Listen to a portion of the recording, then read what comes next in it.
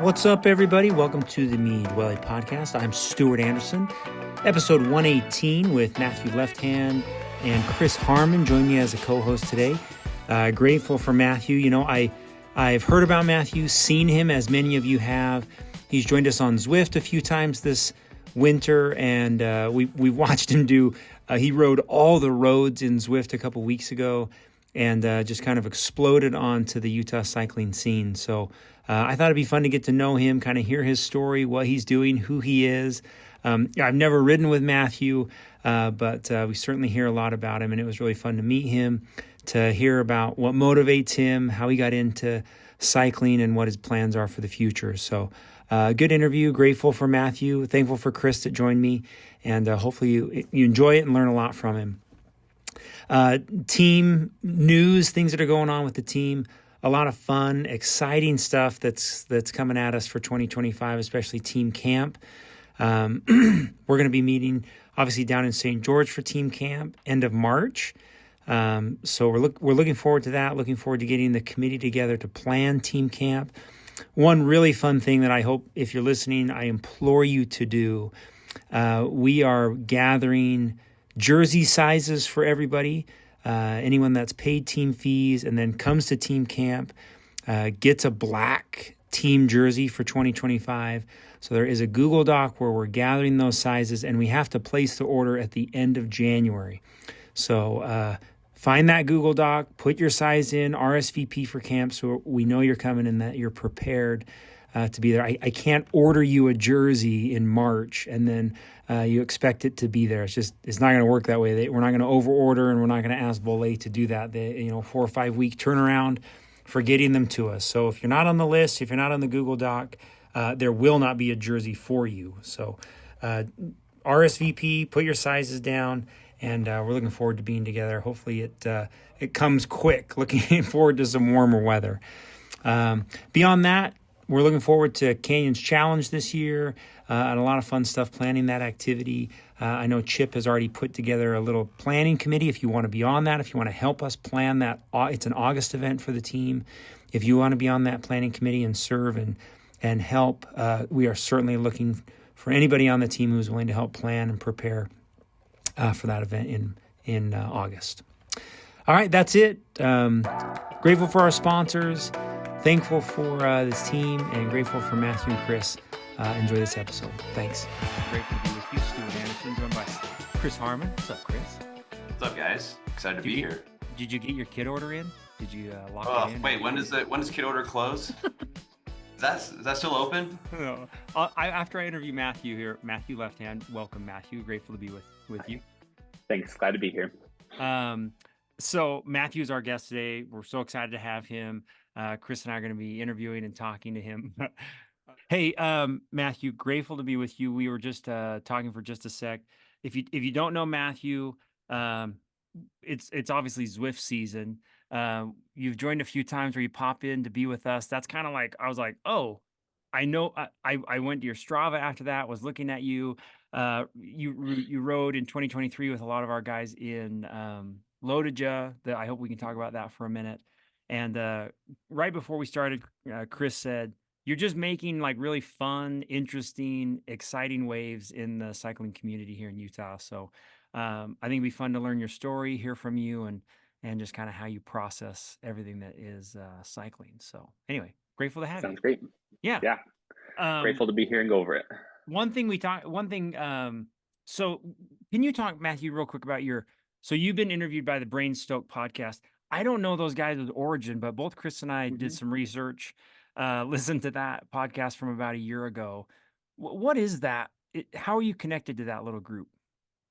Yeah, so it's an interesting personal connection that has just lined up with the cycling world as I've got into it. So I'm a mental health therapist that's my profession.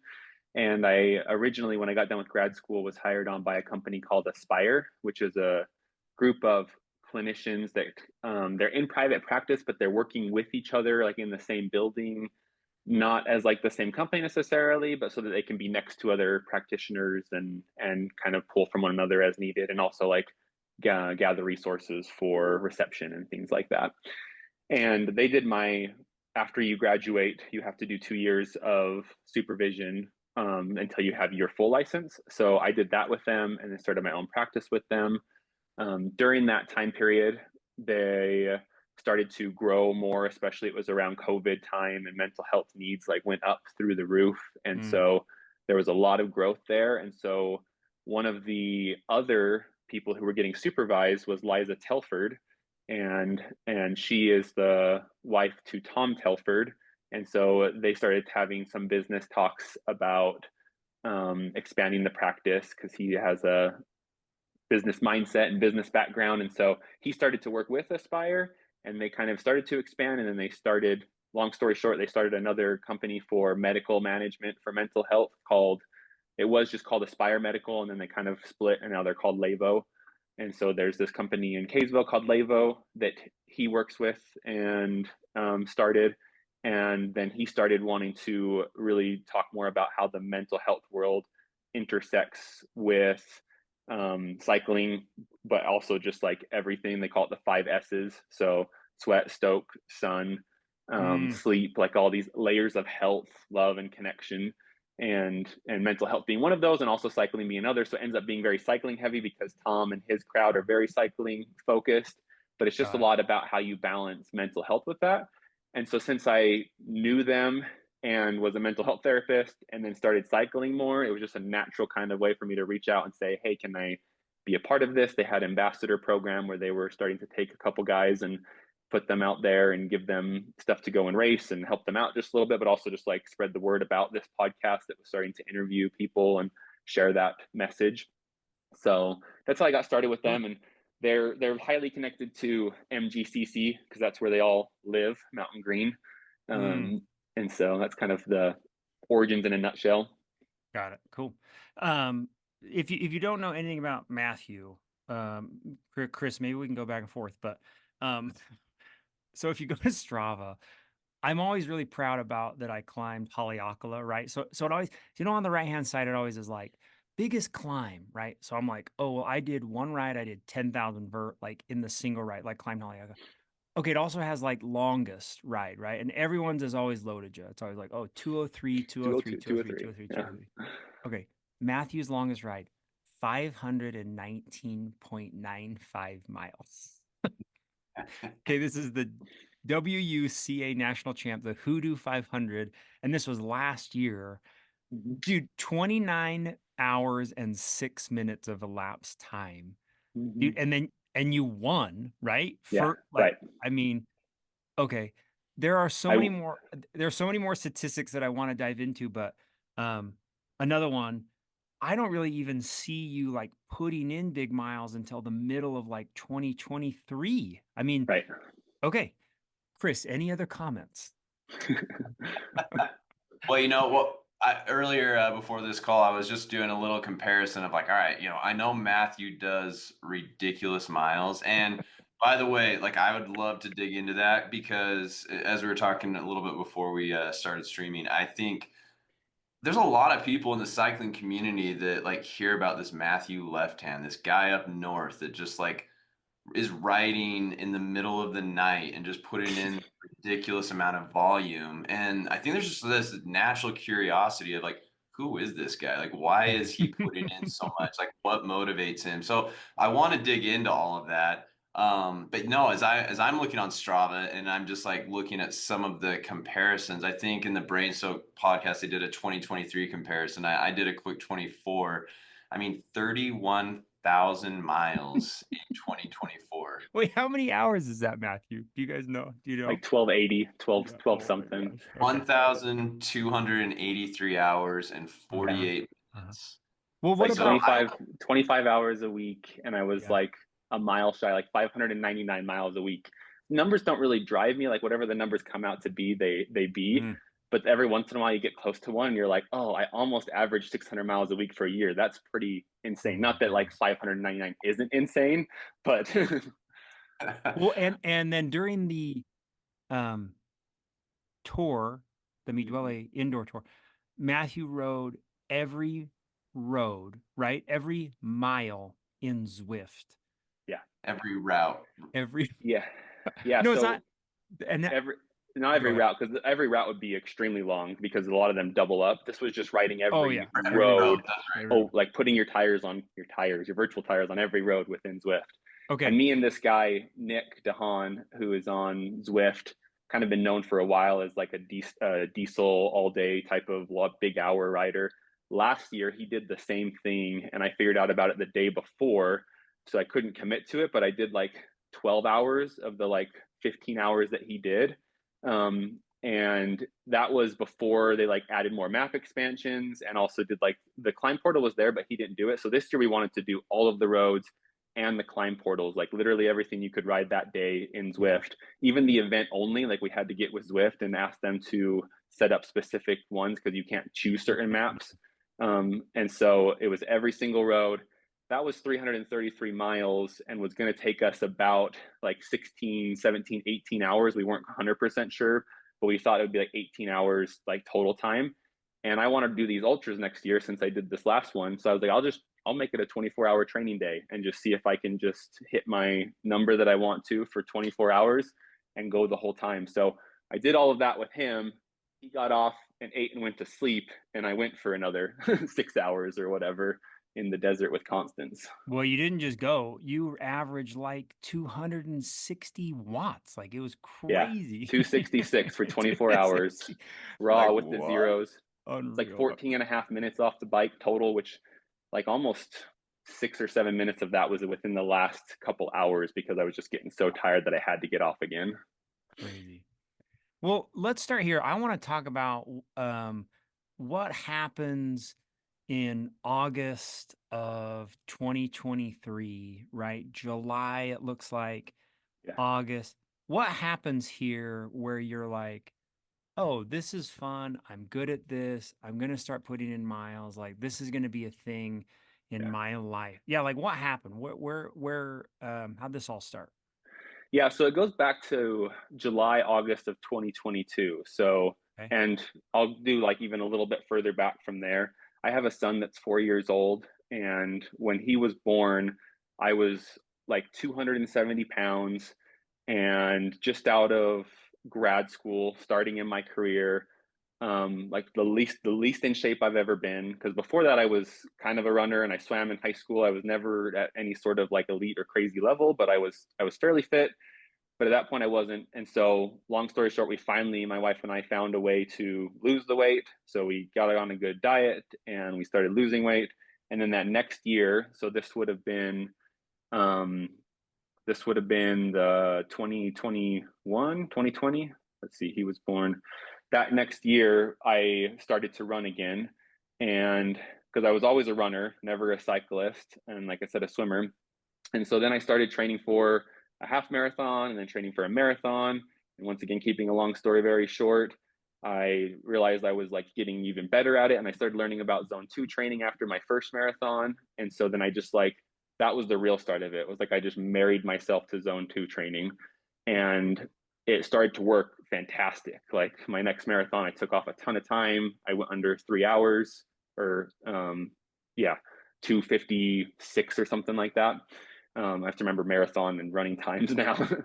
And so I was like on board, doing super good, but then running and high volume in my body just like break down. And so I started to get little Hmm. injuries that became more serious injuries, and I started to have to take more and more time off of. So it was off of running.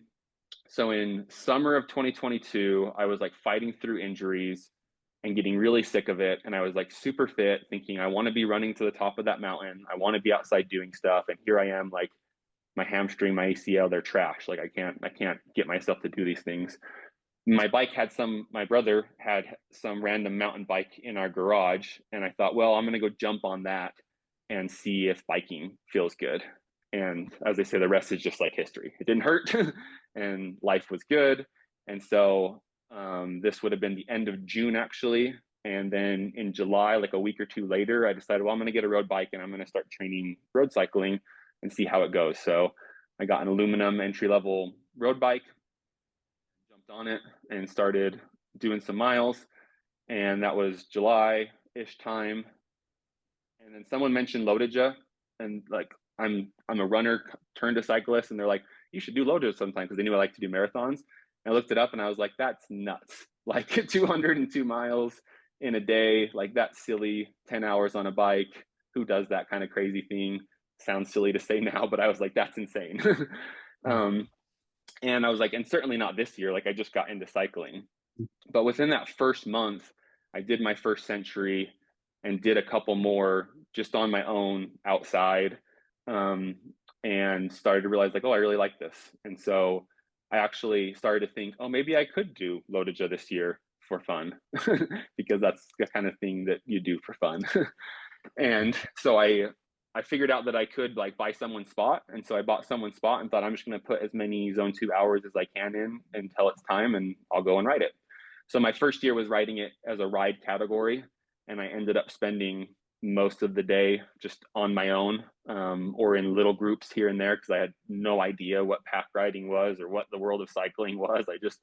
I knew that I could just go for hours and hours and hours. So I went for hours and hours and hours. And I think it was like just over 11 total hours that first time. Like I said, like completely solo. And so Well, yeah, go ahead. Well, I've just got to interject for just a minute, because I think we need to give the listeners some context. When you Sure. say you kind of just got into cycling in July of 2022, Yeah. it's not like, oh, I went for like a 10-mile ride here or a 25-mile ride here. I'm just looking at your stats. I think once you quote unquote got into cycling, your lowest volume week was 192 miles.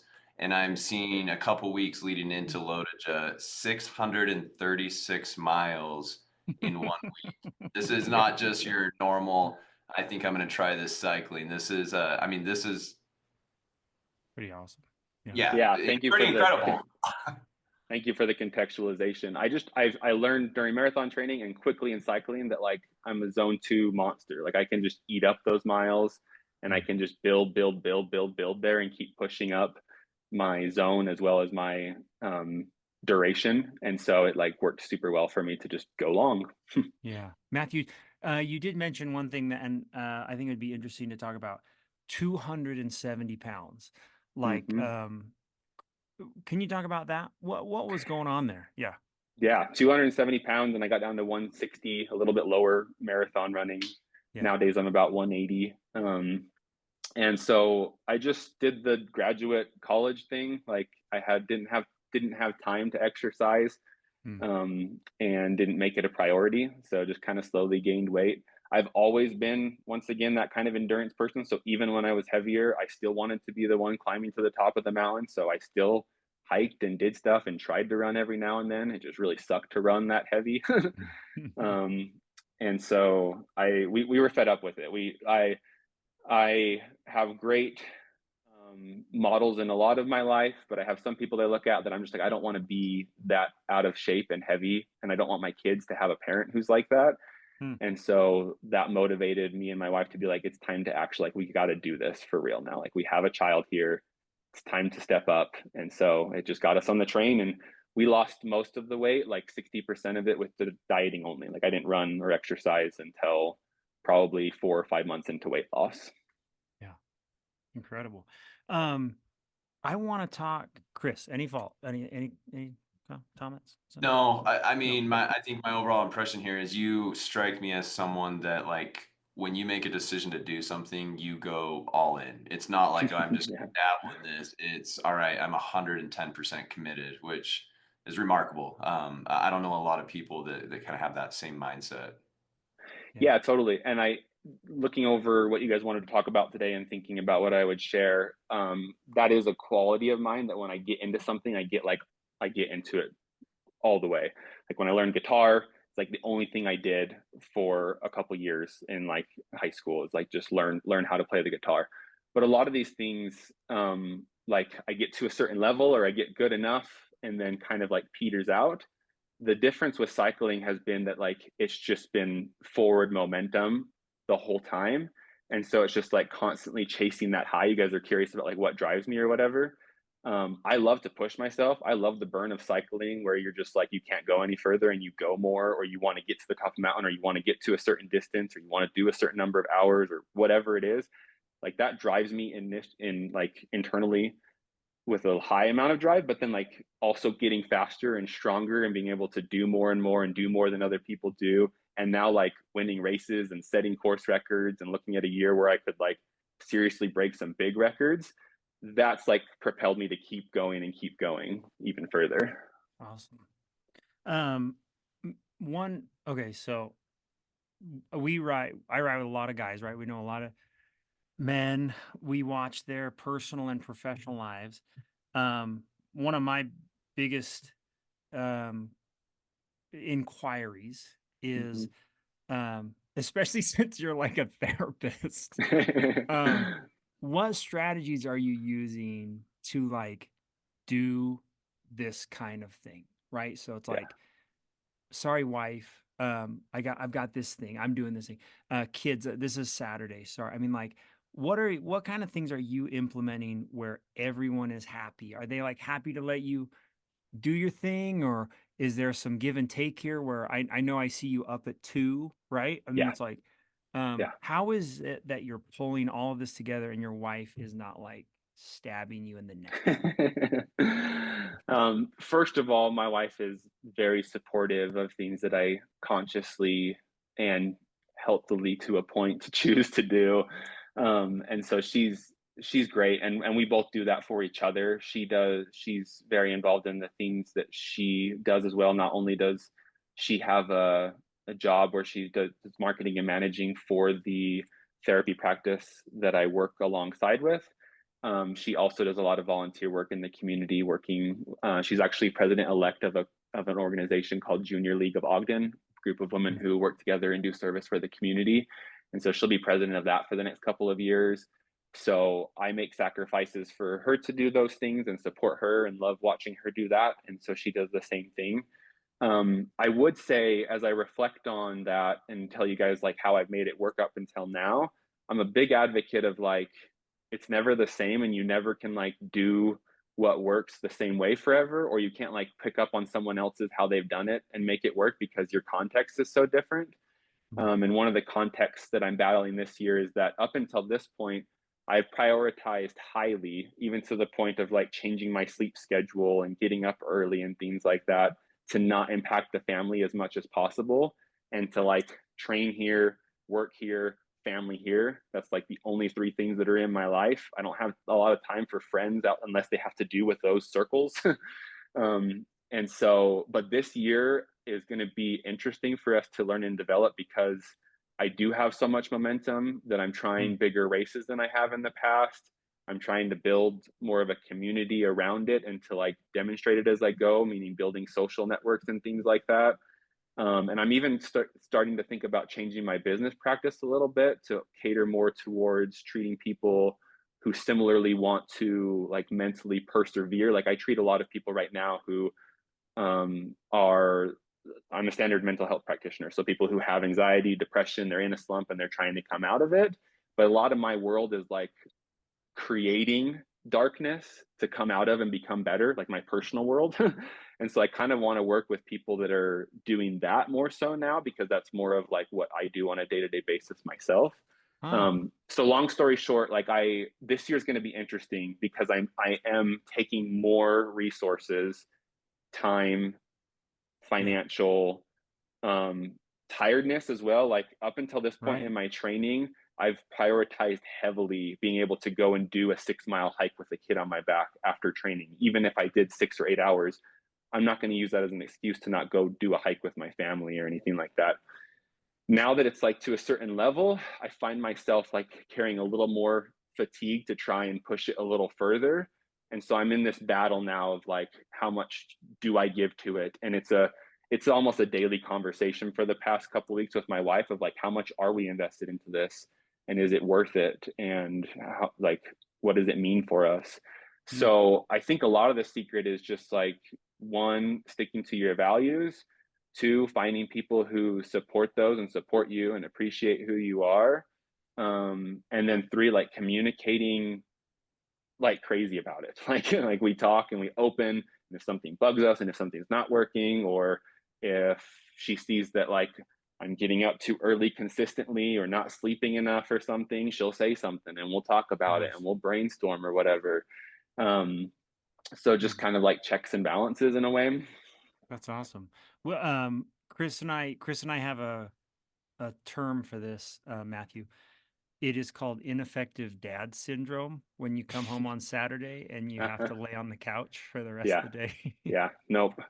Nope. I have during like the middle of winter, I definitely experience that. But like in the summer when we're camping and doing stuff and the kids Yeah, want to like do more and whatnot, I don't allow myself to do that. So that informs my training a little bit. But that's yeah. cool.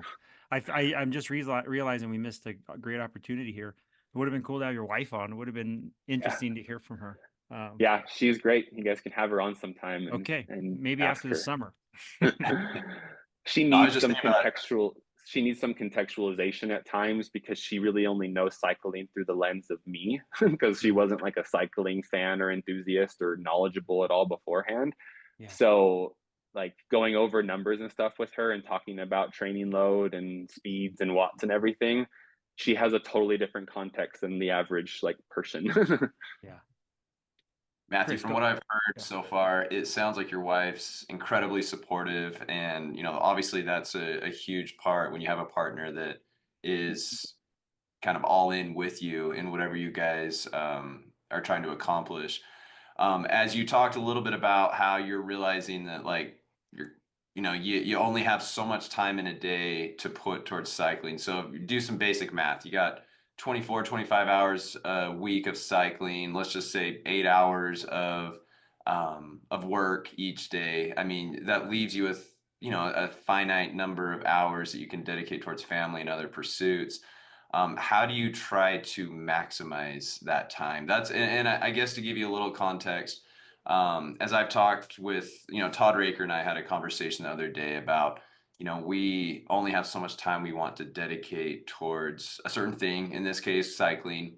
And so, how do we make that time as efficient as possible so we can soak up or get as much out of it as possible? Kind of what's your thought process to that? Because I'm sure that you've reached that level where it's like, all right, I can't, it's not like I can just go ride 5 or 6 hours a day to accomplish my goals. So how do you maximize that time that you do spend on the bike or that you do spend with your family? Or I think something that, and I'm throwing a lot at you, but just kind of let you respond to this, even rest. Like, how do you maximize rest when you have all this other, other things going on during the waking hours? Yeah. So circle back real quick, and then I'll answer that. Something about my wife that popped in my head. I mentioned the sacrifices we do for each other's like pursuits and everything. I also do like most of the cooking for our family, and I do the dishes, and we share most of the house chores and whatnot. So she's supportive to a point. Like if I stopped being a contributing member to the family, then she would be one of the first people to put her foot down and be like, "This isn't Mm, working." So mm, there's this part of me that like is forced into efficiency because I know that if I don't do my part, one, I won't feel good, and two, I won't be like working the agreement that my wife and I have that we are these equal partners and that we're contributing to this family, and it is our first priority to do that, despite what may be our other priorities. So that was just a quick note there. Coming back to like efficiency, training, time, and all that kind of stuff. My wife and I made a decision a few years ago coming out of grad school, her working full time. She has a bachelor's degree in marketing communications as well. She started to be more successful career wise. I'm just getting a practice going. We feel ourselves at that pinnacle where we really could continue to chase the American dream, if you will, and make more and do more with that.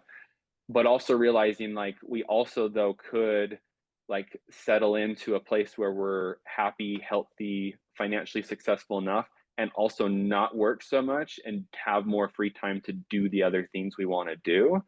um, and this feels very I'm forgetting what the word is right now, but like uh, entitled of me in a way to say that like we can work less because I know a lot of people work more to make ends meet and things like that. Like I'm very aware as a therapist that there's a balance here that doesn't seem fair at times that we have this opportunity, but we're taking the opportunity to work less and make enough and have enough time to do the other things we want to do. So over time, it took time to do it, and it took setting up our lives in a way that we aren't overspending in certain categories or stretching ourselves too far in other ways or whatever. But over time, we've got to the point where my wife and I work 3 days full time in an office. And then we do have to do other work outside of that during the week at times, but we're relatively flexible Thursday and Friday, like extremely flexible usually. And then our weekends are untouched by work always. So we've made this huge amount of time to say, now we feel like we have the hours we want to give to our family, and we still have hours for ourselves to do what we want to do. So my wife volunteers in the community. She's president-elect of a service organization. So she's going to be president for the next 2 years, starting here soon. And so she spends a ton of time doing that. So some nights during the week, Tuesdays and other nights, I'll have the kids and she's off doing that. Or she has meetings during Thursdays and Fridays sometimes. And then I use my free time to get enough sleep and cycle as much as I can. So I go to sleep shortly after the kids. I wake up early. I ride. I get done with them. Because I prioritize having breakfast with the family and spending that time with them and not taking away from them as often as I can, because I do some long rides that take me away from that. I end up doing a lot of doubles. So I'll do 2 hours later on in the day to get the volume in. And during the winter time, I'll do a bunch of those, especially like when it's like Christmas break and we work a little bit less naturally anyway. I'll get to 35-hour weeks by riding 2 hours almost every afternoon that week or during that break or whatever, including the 3-4 hours that I did in the morning as well. So that's where the volume just really kind of goes up. And that way, and that's during nap time right now. I have young kids coming up on 2 years old, 4-year-old. And so the one's napping the whole time that I'm riding in the afternoon. The other one naps a little bit and then has some like quiet playtime, and either mom's around, or I even set his bike up with the training wheels on some shoes and he came and, did a little trainer action with me a couple times, or he's just like playing and doing stuff. And it's most of it's zone 2 once again for me. So he can come out and I can chat with him and, kind of supervise and whatever. I can hop off because I'm on Zwift most of the time and take care of the kids. So it's all like family's the number one priority for both of us. And then we can balance the other priorities with the free time that we've, one, created, and then two, respect by sleeping good and eating good. My food pictures were mentioned. I think a huge part of my success, both in being able to get enough rest and recovery and to like have the energy for what I do, is eating good. We cook very, very clean, healthy meals. And I think that's a huge part of what allows me to do what I do. So much food. So much. Can we dig into that rest and recovery? I'm just curious. I mean, how much rest do you need for the volume you put in and balancing everything else in your life? Yeah, probably more at times, honestly. Like I aim for 6 hours of sleep a night, and that usually does pretty good. But there's times where I'm like, and I've done enough research and reading to know like I probably should do more at times. And so there are times that I take that longer and then once again do the doubles later in the day or ride a little bit longer or something to get more of that rest in. But I'm pretty average about 6 hours. I noticed that under high training loads, like I have a propensity to get pretty tired. And so I've like done some like naps during the day or things like that when I have some downtimes to prioritize rest there. That's not as efficient as nighttime sleeping, I know, and the science tells us as well, but that's part of the adaptation of my life. Like if I'm going to keep it up, I don't really have time to always sleep more and get the training in. So it's like, okay, I can step off and get a little bit more, or I can try balancing it in these ways. So it's always been like a trial and error, see if it works. And when I notice I get too tired, and that means I'm pushing it too far. And I'm very intuitive about it. I've never been coached in the couple years I've been doing this. It's all self-programmed. Wow. And so it's always just been kind of like making it work here and there. I do know there's times where I've messed up the recovery. Interestingly enough, not too much to the cycling side of it, but it takes away from, once again, either being a father, or I feel like the first place that it draws from, because I am such a high value to be there for my family, the first place it takes from is work. I'm not as sharp as I need to be as a counselor at times, or I'm more tired, or it's harder to stay attentive to the work that I'm doing. And so I've noticed that there and like tried to push through and ignored it, but then that always comes back to you. And so I've had to recognize that when I'm feeling that way, that means I need to make some adjustments or adapt differently because it's not working right now. Crazy. Dude, it's the I asked you before we got on, Matthew's 32. Um it'll be Chris, are you 40 yet? Are you 39? How old are you, Chris? 38, Thirty-eight. Okay. coming up on my 40s. Got a couple Yeah, years. great. Um, I just think it'll be incredible to watch. Um, I kind of look at it. So I work with dentists all day, and a lot of them suffer from adrenal burnout in their 40s, right? Because they're not sleeping. Yeah. They're using energy drinks to like stay awake. Cortisol's through the roof. They never turn off stress. Yeah. And I think what they don't recognize is that your body doesn't stress is stress. It's like, oh, it's Right. exercise stress. It's uh it's stress from a Mental. Yep. job, mental. Yeah, it's like the same response is happening.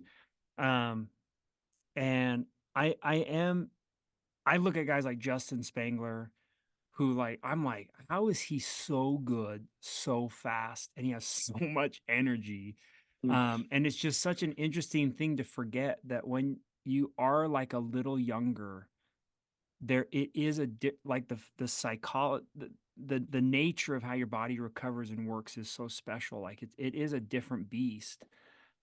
I just I want you guys to like love cycling forever. I hope that hope there never comes a point where you're like, this is the worst. Like I've poured way too much energy into this that I never want to do this again. Like it ruined my systems.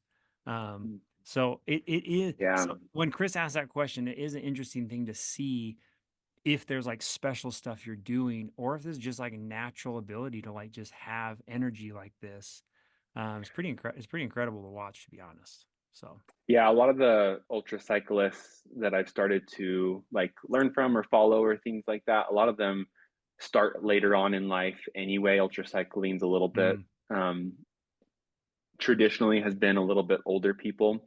Um, as for cyclists go, we're talking like a lot of them they're like in their 40s or whatever, and then many of them are still doing a lot of crazy ultra stuff into their 50s.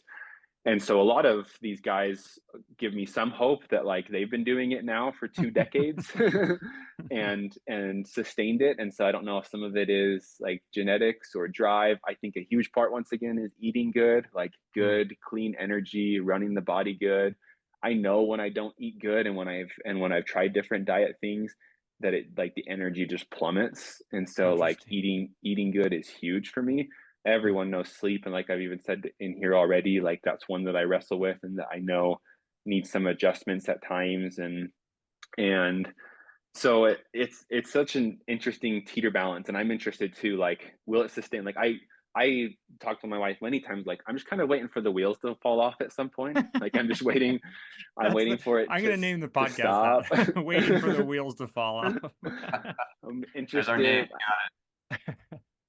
I I would have love thought it. by now it would have happened. I've been waiting for this like plateauing point where I'm like, okay, Yeah. I got to make a big adjustment and pivot because that's what I do in my life. I do something, I follow it passionately, I learn about it, and then Mm, when I need to adjust, I adjust.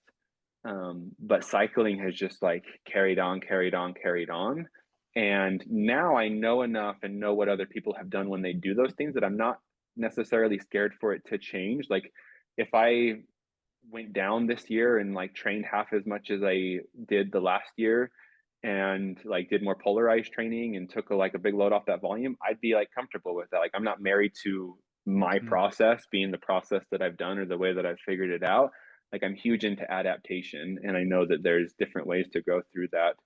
So cool. I Very hope cool. to stave off some of that like it messed me up or that it I burnt out on it by being able to adapt over the years because I am just 2.5 years into cycling really. And that's kind of a promise to myself when I got into zone two training. I started to notice this trend of people doing it for many years and getting gains from purely doing like mostly zone two training for like 5 or 10 years of their build into being an athlete. And I'm like, what if I do this for 4 or 5 years, just solid consistently? Where will it get me? Well, I said that like 3-4 years ago now. And so I know that I'm like coming into the sweet spot of where people have gained from that. And so I don't imagine myself doing 25, 30-hour weeks every week throughout the year, the rest of my life. Like I imagine this tipping point where I will build like that in my big training blocks. And then I will come off more and do the typical type of like reserving burnout and taking time off and more polarized training traditionally in the future. But as of right now, I've just been able to keep the foot on the gas in that zone. Yeah. So Cool. I'm riding the wave. Okay, ride it out. Wheels. Let's pray the wheels stay on. Very good. Yeah. No, Keep the I think wheels Stu, on. Stu brings up a good point, and we see that. I mean, I've been with the team long enough now that I've been able to see this too, where you get guys, they go all in, they hire coaches, they put a ton of miles in each week, and they burn out. And some of that I think is because they lose kind of that team aspect, where a lot of the focus is just like, I can't ride with the team because I've got to do this, you know, this plan that I have that my coach put together, and I understand that, but I think that there's a huge component to just having a support group around you Yeah. that helps drive you, that helps keep you going, that helps avoid the burnout. And it seems like you're doing that. Talk to me a little bit more about that, because, there's no one else that's doing the kind of the training that you're doing.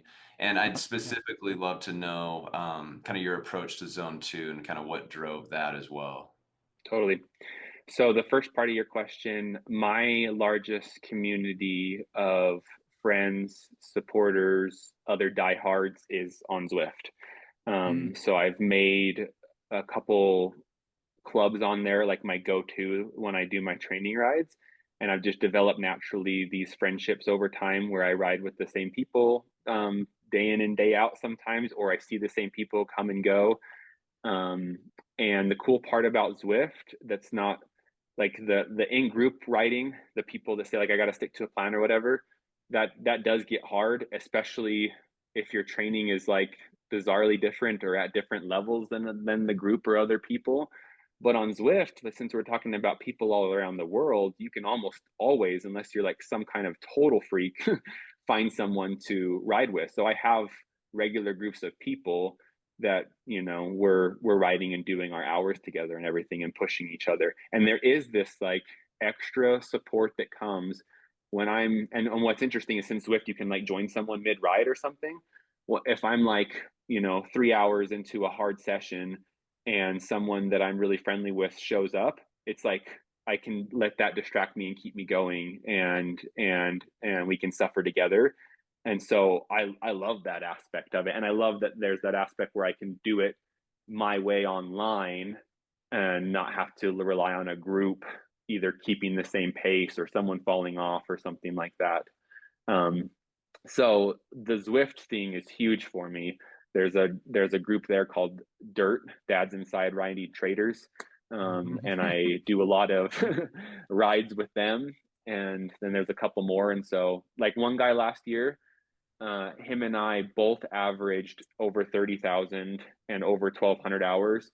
And I would say we probably rode together 70% of the days last year that we both were on Zwift. So like I did relatively few miles last year compared to the previous year outdoors. I did 6,000 outdoors and then the rest were all Zwift. So I did a ton of Zwift.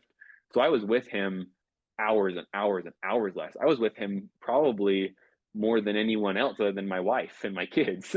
And maybe if you count up those hours, maybe that's a toss up at times too, depending on the week or whatever. And so I love that camaraderie that comes from there. Dang, man. So 6,000 outside, 24,000 inside about. Yeah. It is crazy though. I mean, Chris and I have seen it because our team, Duole, is spread out. And I used to kind of think Zwift was like, oh man, time for Zwift, right?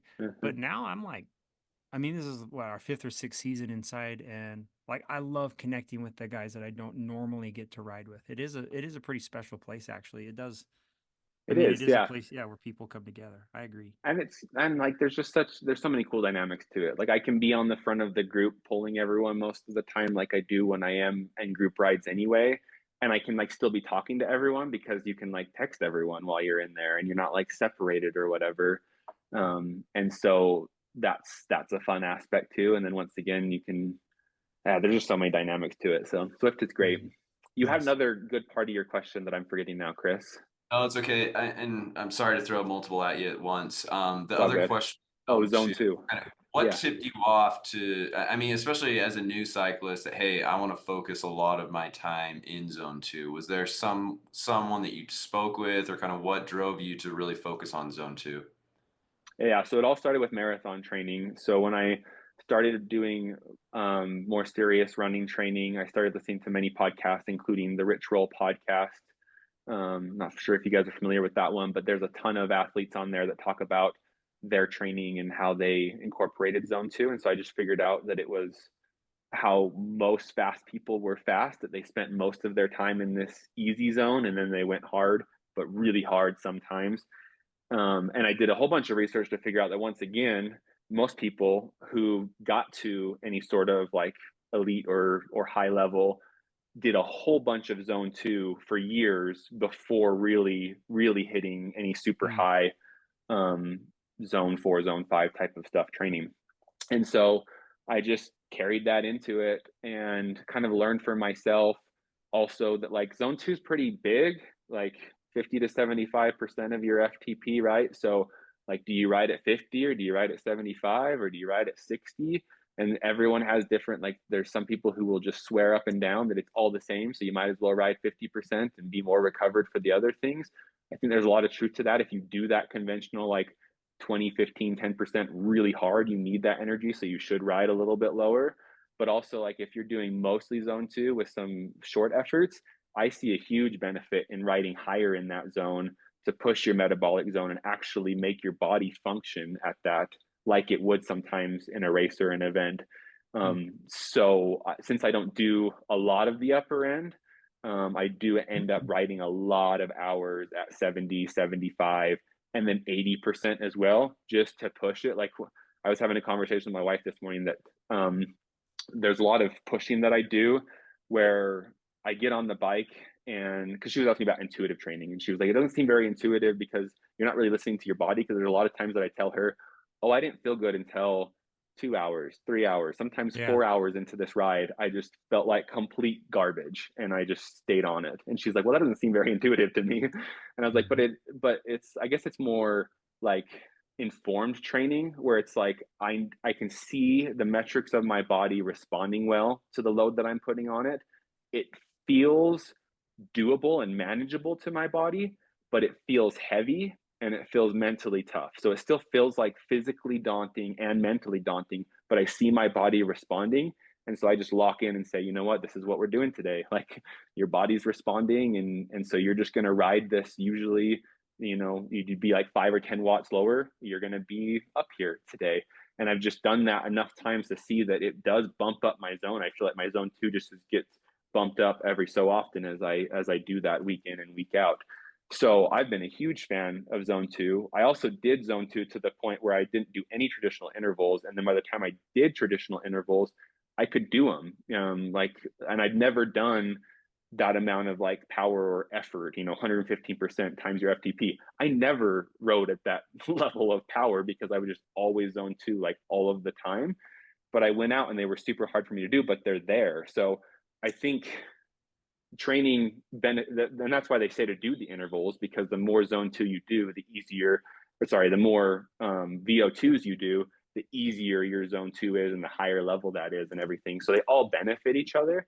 And I think it has a little bit to do with like what drives you, what can you make yourself do. Like I would much rather go and suffer for 3 or 4 hours at like a high zone two ride than do some like 4 or 5 minute VO2 I think intervals over everybody.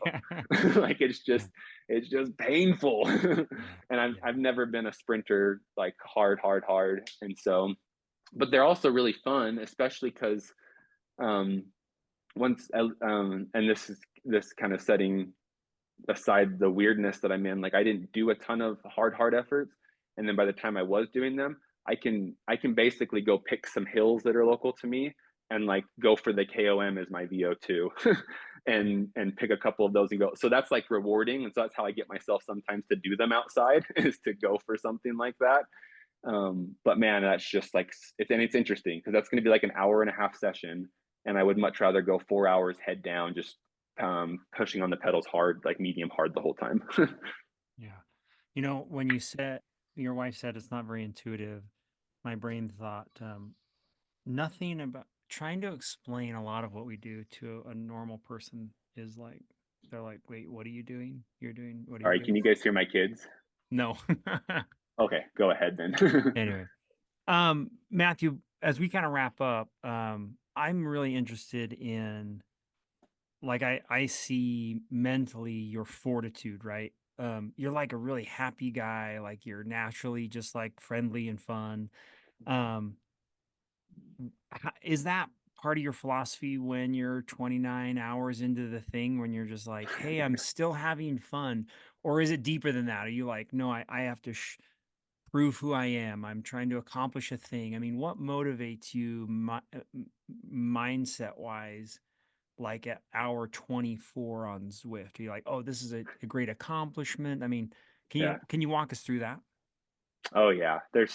My mind raced to like 100 different things at this. So I'm going to try and concisely say it. And then if you guys ever want to have me on to go more detailed aspects of this, I'd be happy to again. Okay. Um, Hoodoo was so interesting, and I'll just kind of bounce around here. So stick with me. Hoodoo is interesting because I had a stomach issue that totally, like, my nutrition went out the window for like 18 hours. It was like a long, long time that I didn't eat or ate very little. And so there was a different push there than I'm used to. I'm used to like focusing so much on just pushing my physical limit over and over and over again. Where this was like, I now have to battle this where I can't push as hard as I want to. I have to adjust and come off the pressure and make it through this and just see if I'm going to be able to even like keep going through this thing. Um, so Hoodoo was interesting because right the last 2 or 3 hours, my stomach finally turned around and I Mhm. like scarfed down some food and was like on top of the world, like climbing the last climbs at like 300, 320, 330 watts, 27 hours into these things, like standing up, just jiving and having fun and just bustling back into the finish line, which also meant that like when I finished, I was like happy and like vibrant. And we had a like breakfast thing the next day where I went home and rested and then came back. I was like jumping up on the podium and off of the podium because like I didn't really, it sounds ridiculous, but I didn't really like physically push myself to a level where I got like super sore and super tired. The mental demon of the day was totally just staying on the Start. bike and not giving up, despite the fact that I'm like wicked hungry and wicked tired, like just doing what I could do to keep on going. Hmm. So that was an interesting day where, in contrast, the 24-hour Zwift was like, I picked a number to stick around that I was 95% sure that I could do for 24 hours, but I knew would be near my max. And it was like the last, so up until like 20, 21 hours, I was like on top of the world, feeling good. The first part that's like all the roads in Zwift, I'm like calling out directions as we're going and like chatting with people the whole time. And people were with us pretty much the whole time as well because everyone knew our plans and were like following along of the people that we ride with. So we had stuff to do and people to chat with. But that last 2 hours was grueling. That was just total mental, like, I got to get through this somehow. And I've done this a couple different times. Like when I was marathon running, there's this joke when you do this when you're marathon running where you break down the race into smaller increments to get yourself to do it. And so I remember doing the Ogden Marathon where I'm like, okay, I have 10 miles and then two 5Ks left. And it's like, Mm-hmm. how does that, I do that. like, how is that any better? But it, like, I can get through this 10 miles and then I got two 5Ks and I can do that. And so that's what I started doing at the 24 hours. I was like, okay, if I keep doing what I'm doing right now until 23 and a half hours, I will have technically finished everything I wanted to accomplish, even if I just stop right there. Like my average power will be what it is and what I wanted it to be and everything. So just get to that point. So I got to that point, got off, went pee, stretched out again real quick, and then still got back on. And that goes back to the how do you like mentally get through this? A lot of my first reading and everything was about David Goggins and Courtney Dauwalter, if any of those names sound Mm-hmm. familiar. just these like endurance ultra beasts that taught me that like you can go further than you think you can. Like you have more in the tank than you ever will know. And so, and I had it, and then I started having some of those cycling experiences. Like I remember a very vivid training session where I live in Ogden and went over into like Huntsville, Eden area, and was riding around the reservoir and was thinking I wanted to go back over the divide to come home. And if you guys know the divide very well, it's like pretty steep and 20, 30-minute climb. And I was pretty far in at that point for me. And I was like, nope, this is the first time you're going to have to like call your wife or like do what you never want to do and shoot down Ogden Canyon real quick, but you're not going back up that climb. Like you're done right now. And I remember all those readings that were like, when you think you're done, you have so much left in the tank. And I was like, well, I got to put it to the test and see. I don't know for sure. I think I'm done. So I rode over the divide. I rode up and over it. And I remember thinking during descending, like, holy crap, I didn't think I could do that. I literally thought I was done like 2 hours ago on the other side of the reservoir, an hour ago or whatever it was. And so then I got down into the valley and I added like another 10 or 15 miles on, just once again to like ice on the cake. Like you can do these hard things and nothing chooses except for your will. Your will and your physical fitness decide. Your mind shouldn't decide. Your legs shouldn't decide. Someone else can't tell you. Your stomach doesn't decide. It's like the facts are the facts. Like you either have it or you don't, and it's up to your will to unlock it. And I just rode that wave over and over and over again. That like, and I heard this just recently. Chris Strasser is a crazy ultra cyclist who holds the record for RAM, raced across America, like 7 days and 15 hours to cross the United States on a bike completely solo. And he holds the 24-hour record. He did 612 miles or something like that in 24 hours, like 26.5 miles per hour for 24 hours. Crazy ultra cyclist, definitely like a hero of mine right now. And he said something very similar that like it's really up to nothing except for your fitness and your will. It's nothing else can achieve that. Like nothing can stop you. You either have it or you don't. And it's up to you to let that to come out or to stop yourself. Really, that's all we do is stop ourselves. I love that though. Like it's fun that you recognize that. I agree 100%. You know, I think it's cool. I even think it's decided before you even start, you know, where you're willing to go. Very cool. Yeah. Chris, any follow up there? No, I mean, I think it's the right mindset. I mean, the expression that comes to mind that we sometimes joke about is just shut up legs, right? Like, especially those deep, dark moments when you just think you can't power through. But, you know, having that mental fortitude to be able to push through, it's a really rewarding experience. I don't think, unless you're a cyclist or some sort of an endurance athlete, it's hard to understand that unless you experience it personally. For sure. Yeah. Crazy. You know, one thing I'd maybe like to kind of transition to a little bit is you have mentioned these ultra cycling events, kind of things that you have maybe coming up in the future. Would love to hear a little bit more about what you have, what your plans are. I've talked to Corby a little bit, and Corby mentioned that he's sponsoring you in some events that you're doing in this upcoming year. So would love to hear a little bit more about that. Yeah, I've been lucky to create some partnerships with a couple people, like Corby Cycling Upgrades is sponsoring me with some parts. Eric at Formula 369 is sponsoring some nutrition for me. And then Infinity Seat, I'm not sure if you guys are familiar with them, but they make those weird looking cutout seats that are really common among ultra riders. They had said they wanted to work with me. I'm still waiting on details for that. Wahoo's sending me a bike computer, so I'm starting to be in talks with them about potentially doing themes, hopefully.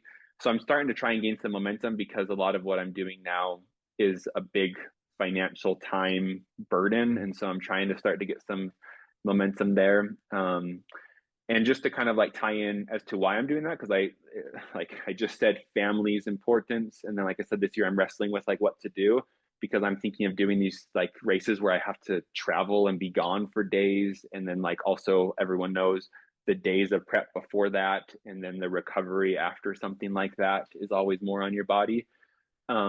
the only reason that well, there's two reasons mainly that I am. Um, the one being that like I have the opportunity to do so. It sounds so simple, but like through working like this and through figuring out what I'm good at, like it's there, and so it feels like a calling of some sort, or like this is what you have, so go and use it. Hmm. Also, like and I started to recognize this a little bit more, where it's like a lot of people would like kill to do this, so like let's do it and show people what it's like, and let's take people along the journey if you can, and let people experience that with you as well. um the other thing is just that my life is set up for it, that I have the freedom currently to adjust my schedule and life and priorities, that I can make this work enough. And so um, but I would say that last year in cycling, because I did so well, that I was like, I've got to push myself even further this year. Like I showed up to road races. This is my first year racing really road races. And that even though that's not my strong suit, I on the long ones, of course, I had really good success. Like I had a really good day at Muir Lake, and I did really well at Iron Lung in a couple of these, where I just spent a lot of hours hammering on my own with groups that can't catch me, because I can just hammer out there forever. Hmm. And then Hoodoo was that way, where I actually wanted to do Hoodoo quite a bit faster, but 29 hours and 6 minutes was like 6 hours faster than the previous course record.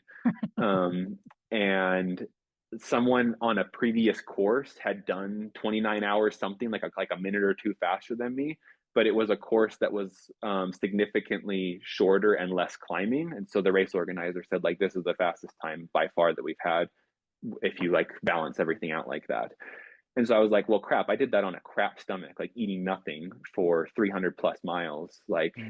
what can I do if I really do well at this? And then the 24 hours that I did over winter just solidified it. Like, I've got to go put this on the road and do this. So I'm going to Sebring in Florida in February 15th. It's a 24-hour solo race.